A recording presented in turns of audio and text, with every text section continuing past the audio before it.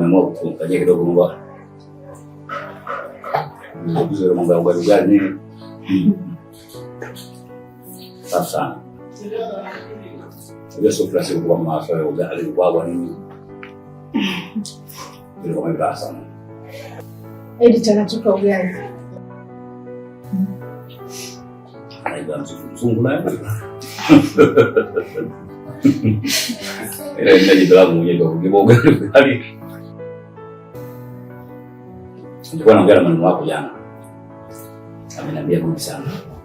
Umefanya vizuri. Nani muuliza vipi asema yani sasa hivi yani kwenye tatu bora tu hapa. Atoke hapa. Nikasema vizuri sana. Kwa hiyo naomba pambana. Pambana kweli. Lakini baba. Kuna kama editor kuna vitu tunapendelea sana. Na hizo shilingi nishazungumza sana na wewe kuhusu swala langu. Kila siku unakuwa ni mtu tu akuniambia kama utakuja utanipa majibu. Si utalifanya, unalifanyia kazi. Lakini mpaka leo sioni mwangaza wowote. Na isitoshe bado pia hapa sisikii kabisa kunizungumzia. Hii ipo vipi? Au mimi swala langu halina maana sana, kwamba hili tando lina msingi kuliko la kwangu, au ipo vipi? Nadhani mimi ndo wako. Na usisikie unyonge. Unaelewa eh? Nadhani kila kitu kinakuwa hatua. Ndio hapo. Sisi laki na maana baadaye sienda shule tu. Nadhani hatua itakayofuata ni kwa ajili yako. Na usiwe na wasiwasi sana kwa sababu nina watu wangu wa karibu ambao wanashirikia hilo swala. Tukimaliza tu issue ya huyu basi nikuambia sababu mimi niko tayari. Kwa hiyo tayari nimeshaomba kwa sasa. Bora usiofu. Hapana mimi. Huo ni binafsi. Kwani siongeweza tu kushughulikia wote mawili? Unajua fika huyu kijana yupo muda mrefu hapa nyumbani. Hana shughuli yote ya kufanya. Hivi atakaa mpaka lini hapa? Kama nisingependa kuzuia kama hizo kwa sababu sionekana kama mimi labda ninaupendelea upande mmoja pana. Hao wote ni watoto wangu. Huyu anatakiwa kusoma, alafu ana muda maalum. Huyu issue yake nimeshakwambia kwamba kuna watu alishazungumza nao. Ina maana muda wote tu atakapokwenda shule ni kuwapigia tu sasa, okay? Hizo sasa kinaenda. Kwa sababu huyu ana tarehe maalum, lakini huyu ndio hana tarehe maalum. Yaani mambo yote mtashirikia au sio? Mwili atakaa sawa.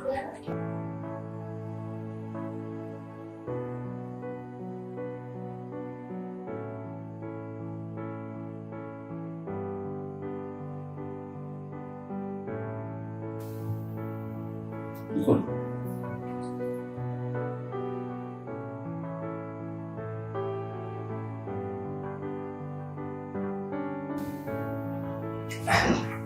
Mimi naona kama tayari nishashiba.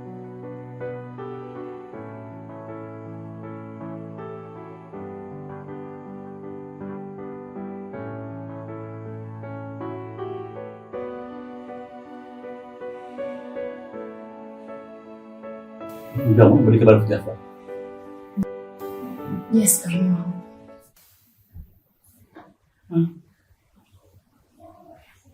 Ameachwa na mume wake.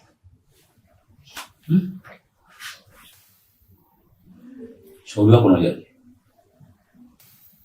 Kipole cha sele na kuchanganyikiwa. Inakuwa kila siku matatizo yake. Nimechoka wajua. No, nisaidie Mungu. Tunashukuru Jessica basi atatukaimea hapa ndani. Unazungumza uko sahihi. Lakini kumbuka Jessica tulishamchukua awamu ya kwanza alipomana mume wake. Tukakaa naye hapa. Kilichotokea unajua kila kitu. Sasa leo ukiniambia kwamba tukamchukue Jessica tuje naye tena hapa. Kweli na kwa nahisi kwa mlikataa, utaona kama mlango mimi amekataa ndugu zangu hawataki, lakini angalia kilichotokea. Ni kweli mara kwanza ilikuwa hayamwacha. Lakini sasa hivi amemwacha kabisa. Mimi sasa ni wameachana kwa ugomvi mkubwa sana. Sijui na wakati gani ndugu wangu sasa hivi. Sasa sikieni kwa mimi. Changamoto zote zinatokea sisi. Jessica ni ndugu yetu sisi. Umeelewa vizuri? Kwa hiyo usiwe hajatulia. Utafanya maarifa Jessica atakuja hapa. Mungu. Jessica anakupenda kwake mama. Asante sana, naomba kunisaidia. Basi hiyo ndio hofu kula. Yaani kula kabisa bila kasi. Jessica atakuja hapa na maisha yake tutaenda.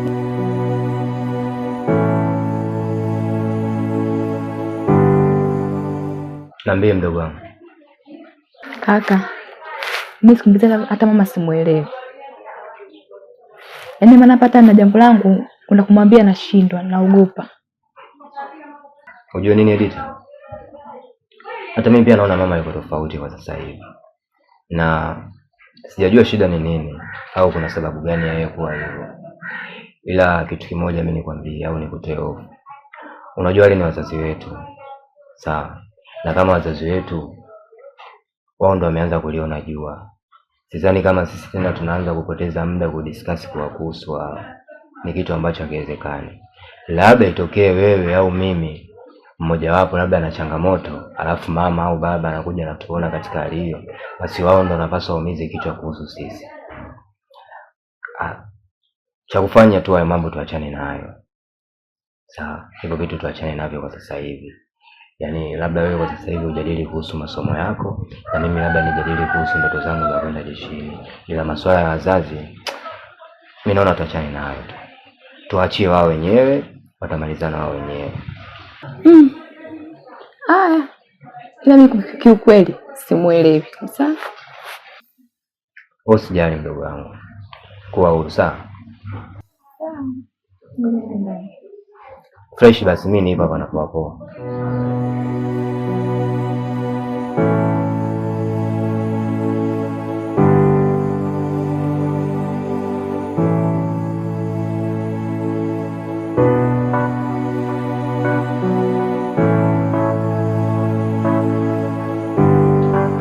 Kama mimi naenda zangu. Sawa. Sawa, lakini naona mbona kama hauko sawa. Kulikoni? Kiukweli mume wangu sina furaha kabisa. Kila nikimwaza mdogo wangu yaani sina amani kiukweli. Sasa mke wangu, mbona kuna majambo tunayarudia kama matangazo ya vifo? Swala mdogo wetu tushazungumza jana. Tumelizungumza limeisha. Na mimi ndio nimeshazungumza kwamba hilo swala limekwisha. Mdogo wako atafika hapa.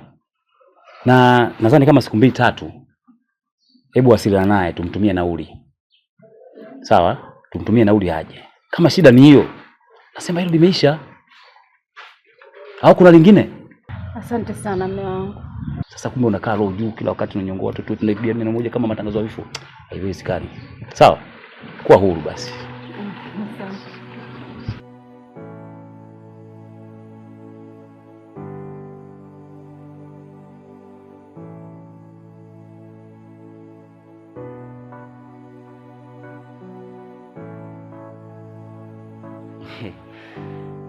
Ila ndugu yangu wewe miausho.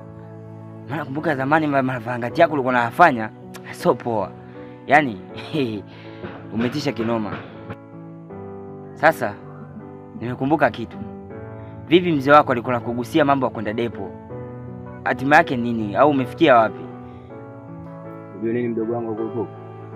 Yaani mimi mwanangu maisha ya depo. Yaani mimi ndoto zangu ziko pale pale. Sijui unanielewa? Yaani mimi mpaka nahakikisha nakuwa mwanajeshi. Yaani swala la kuwa mwanajeshi mimi liko pale pale. Sawa, yaani hizo ndoto kwangu mimi haziwezi kubadilika na hakuna mtu yote akuzibadilisha. Na hapa ninapokuambia mimi muda wowote yani mimi naingia depo. Ila kwa mama mwanangu, kama umeamini ujeshi, mimi baraka zangu zote nakupa kwako. Safari njema uendako.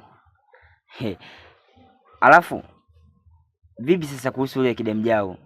Yaani namsemea Najma. Umefikia wapi? Na hapa ninapokuambia mwanangu, yule mimi nataka nimbwage. Unajua ni kwa nini? Nilichokuja kugundua yule manzi ana upendo wa dhati na mimi.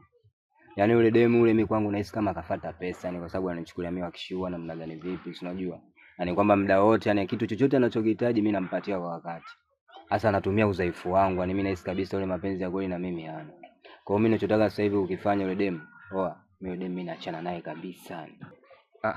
Lakini ndugu yangu, mimi najua kabisa fika yule demu unampenda. Yaani kuna kipindi ulikuwa unalia mwenyewe ndani, unaweweseka kisa yule mpenzi. Vipi leo kirahisi tu unasema unamwacha? Shida nini yani? Kwa labda kaleta tamaa mbele. Yaani hata kama utamkuta na mwamba mwingine. Pita kama mjui mwanangu. Unajua sio watoto wakishua mwanangu tunaga mambo mengi ujue. Sisi tuna pesa, afu sisi tunatumiaga pesa. Hapo siku zote mwanangu mtu mwenye pesa ongeagi sana. Pesa ndio inaongea, mwenyewe unaelewa mwanangu. Kwa hiyo mimi sitaki tena kuumiza kichwa kwa demu ambaye hajielewi. Yaani mimi kila kitu nampatia ujue yule demu. Yaani chochote anachotaka mimi nampatia tena kwa wakati. Lakini bado analetea mambo mengi. Kwa hiyo mimi ninachokifanya sasa hivi mimi nabwagana naye tu.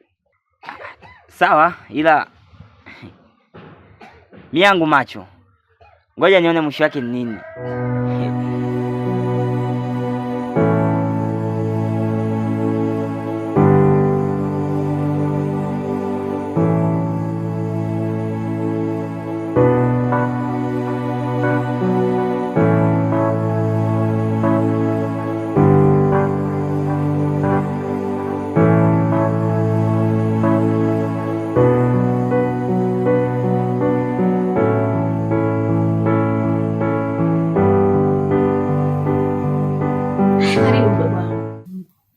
Dada, mimi nimekaribia. Dada, tumebadilika hivi. Umependeza. Tofauti hata na mwanzo nilivyokujaga. Makochi mmebadilisha. Dada, haya angekuwa kijijini kwetu, singelala ndani, ningelala tu. Kumependeza. Edita. Mbona simu yako? Simu yangu bibi na simu yangu. Tutagombana ujue. Mtojua mwenyewe. Mamdogo. Wow, mwanangu mzima. Mzima za siku. Umekuwa ni dada sasa. Ongea jamani. Je, ujambo?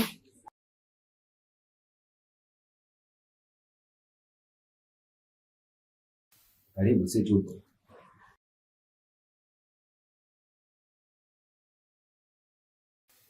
Niambie ndugu wangu. Nyumbani wanasemaje? Peleka masiku ndani.